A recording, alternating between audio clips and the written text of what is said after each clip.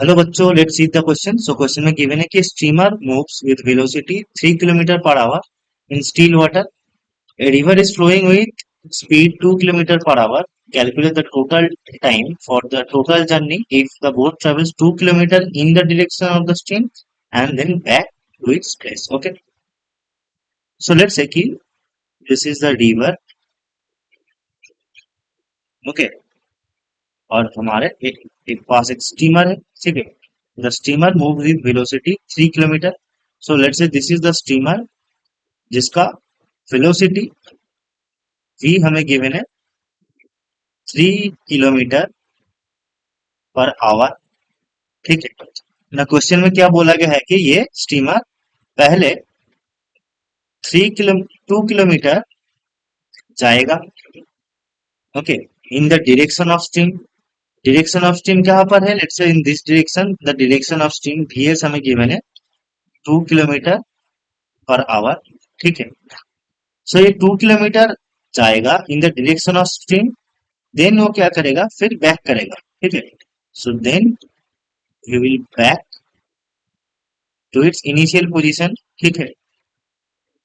So let's say कि ये point है P, ये पॉइंट है Q, और ये जो पॉइंट है इसको हम O नाम देते हैं, ठीक है। तो हमें फाइंड करना होगा कि टोटल जो पाथ है POQ में कितना टाइम लगेगा, ठीक है। सो इस क्वेश्चन में जो की कॉन्सेप्ट होगा, की concept that is time is equal to what? Time is equal to total distance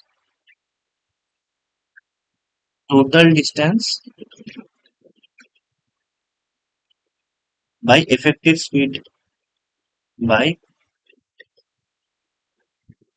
effective speed, okay. So इसको हम दो पार्ट में ब्रेक करेंगे। पहला पार्ट होगा P से O तक, ठीक है।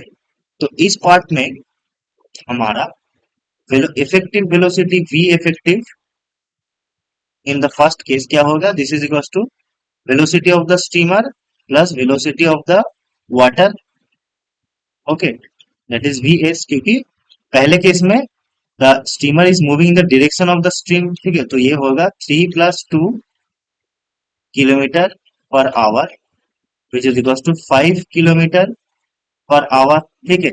सो पहले केस में टाइम कितना लगेगा? दैट इज 2 किलोमीटर, क्योंकि पहले केस में 2 kilometre in the direction of the stream जा रहा है, बाई 5 किलोमीटर पर आवर, ये आएगा 0.4 आवर, ठीक है।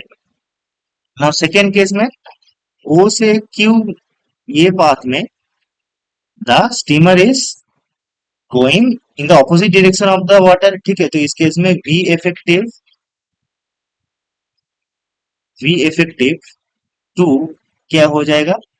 This will be V minus VS, ठीक है, क्योंकि ऑपोजिट में जाएगा। So this equal to 3 - 2 which is equal to 1 kilometre per hour, ठीक है।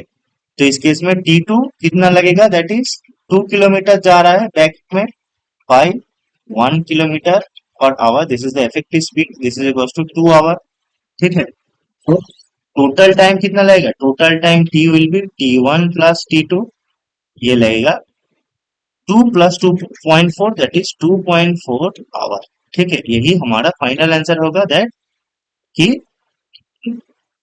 the total time taken by the steamer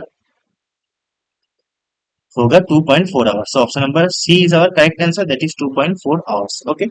Hope you understand it. Best of luck.